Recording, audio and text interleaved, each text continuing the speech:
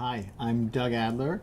I'm Associate Editor for Gastrointestinal Endoscopy, and I'm also Professor of Medicine at the University of Utah in Salt Lake City.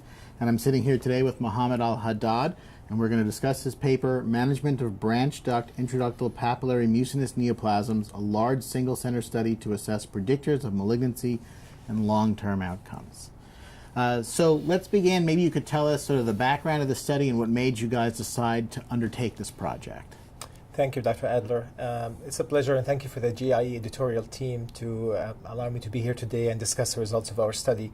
This was a study that I have participated in when I was at Indiana University during my previous tenure. It ran over the course of 13 studies. The goal of the study was to evaluate the performance of EUS FNA in detecting malignancy in branch duct IPMNs. We also sought to look at the natural history of branch duct IPMN and how the recurrence happens after surgical resection and to further characterize the pattern of recurrence in this group of patients. So is it purely a retrospective analysis? Indeed it is. It's a retrospective study of prospectively collected data that we ran over 13 years. Right. So why did you focus specifically on branch ducts and not main ducts? I think, especially since the publication of the recent guidelines, the AGA guidelines, there's been some controversial issues in regards to the management of branch duct IPMS. And I think we agree this is probably one of the more challenging tasks that we encounter when we manage patients with pancreatic cysts, especially identifying patients who would be suitable for surgical resection versus the ones that we can potentially observe and not intervene with. And the goal of the study was to help us understand more how would these lesions behave on the long term, and if there are any things we can pick up on endoscopic ultrasound that would be associated with the risk of malignancy overall. I mean, it certainly seems like we're finding a very large number of side branch IPMNs. And I think sort of the popular conception is that most of them, especially if they're found in older individuals, never develop or produce worrisome signs or symptoms that should make a patient go undergo at least a surgical evaluation. Did your data support that, or how did the data sort out?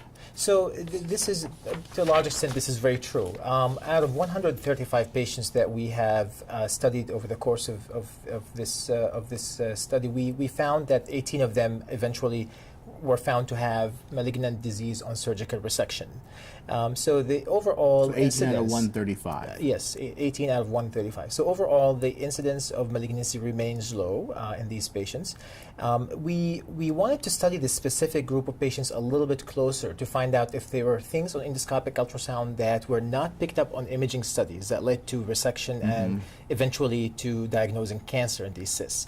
So that was one of the interesting things we found, is that some of these patients had, for example, mural nodules that were not picked up on imaging studies. As a matter of fact, 28% of the mural nodules seen on EUS were not seen on imaging.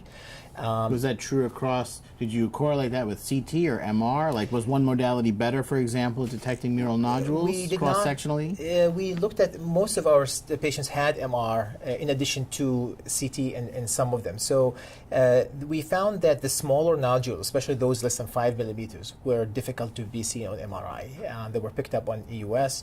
And the malignant lesions in branch duct IPMN had a statistically larger nodule than the benign ones, 3.7 millimeter versus 1.7 millimeter.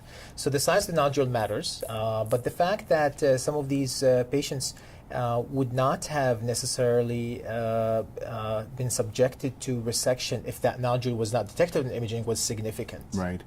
And how long was the average patient followed? So we had a mean follow-up of close to 11 years. So pretty good. That's pretty decent for these types of studies. What we noticed, and the focus was on the patients who've been resected to see how often do we end up with recurrence of IPMN, and we found that the recurrence rate was 8% in this group of patients. 8% post-surgical recurrence.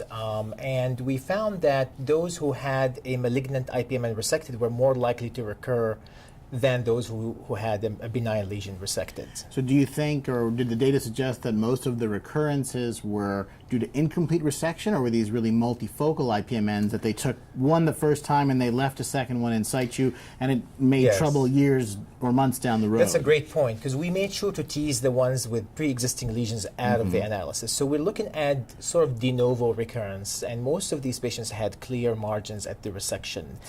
So it is indeed more of what we consider a field defect in the concept of IPMN, where a lesion could start anywhere in the pancreas, not necessarily close to the resection margin, but in other locations as well.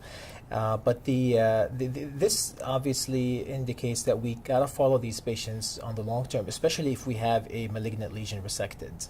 It's a little concerning when you talk about it being a field defect, because it makes you wonder, even with EUS, MRI, CT, you could still theoretically miss a microscopic lesion that could give rise to a potentially worrisome finding months or years down That's the true. road. Although the good news, at least from our data, is that all the recurrences were benign recurrences. Although they were more likely to happen on malignant resected lesions prior, they all happened to be benign recurrences when they were assessed by EUS and Did FNA. any of the recurrences undergo a second surgery? No one underwent second surgery, but they were surveyed obviously with EUS and Sure. MR to make sure that we continue to watch these lesions. But no one developed cancer in this group. So it sounds like you're making a stronger argument for closer EUS surveillance over cross-sectional imaging, which is a little bit at odds with some recent guidelines that have Yes. gotten a lot of press.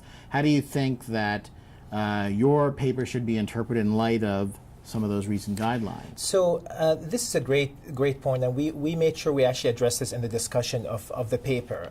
We believe that EUS has an advantage, especially in lesions that are between 2 and 3 centimeters in size. If you follow the recent guidelines strictly, these are patients who you would not necessarily subject to EUS, and you would just continue to rely on imaging. And in fact, we found a 5% incidence of cancer in lesions between 2 and 3 centimeters in size that otherwise had no high-risk stigmata on imaging. All these additional findings were picked up by EUS alone.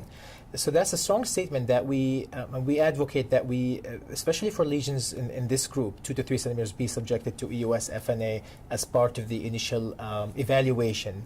And then subsequent follow-up could be done by other imaging studies like MR. But it seems like a good baseline EUS exam in this group of patients would identify small nodules that may have been missed and potentially could triage patients to the appropriate management, which is surgery in some cases. Right. Did you find any other correlations with regard to the size of the lesions? Right, because the general sort of thinking is that smaller lesions tend to be safer, and then that sort of 3 centimeter line is a magic number. Interestingly, we did not. We looked at the data. We stratified by size of the lesion, and there was no increased incidence of cancer among lesions that are larger. Interesting. So counterintuitive to what I think It most is. people are thinking and It telling is. patients. We looked at that, and in addition, CA levels was another thing we looked at, and there was no correlation. But indeed, the only 3 things that eventually panned out on EUS were the presence of nodules, associated main duct ectasia next to the lesion, and suspicious and positive cytology on FNA. Did you have any size threshold below which you would in FNA? In this study, we did not. But based on the results, I think it would be reasonable to propose that lesions that are 1.5 to 2 centimeters in size and above would be good candidates for FNA. Anything below 1.5 centimeters could potentially be managed without aspiration. I think a lot of people, it's interesting you said 1.5, because I think a lot of people, 1 centimeter is that line. Below a centimeter may be too small to make the FNA worth it. Above a centimeter, open a needle. Yes, that's very true. But I would definitely, if it gets close to 2 centimeters, I would definitely stick that cyst, just because of and other data as well from our center from a decade ago showed that there is about a 5% incidence of cancer in smaller than 3 centimeter cysts. So I think we should not dismiss this important point about the smaller cysts that otherwise could still be potentially harbor some minimally invasive malignancy or high-grade dysplasia. Any limitations? Of the study in general, obviously everything would have to do with the retrospective fact, and as we know in many cyst studies, this is an inherent deficiency in a lot of them, But we try to compensate for that deficiency by obviously including larger number of patients with extended follow-up. Right. Any take-home points or summary sentences you want to give to the readers before we wrap up? A couple of quick pointers. Take some time to assess the main duct in association with these lesions, and also consider EUS for cysts that are less than 3 centimeters in size, especially those between 2 and 3 that might not necessarily have any high-risk stigmata on imaging studies.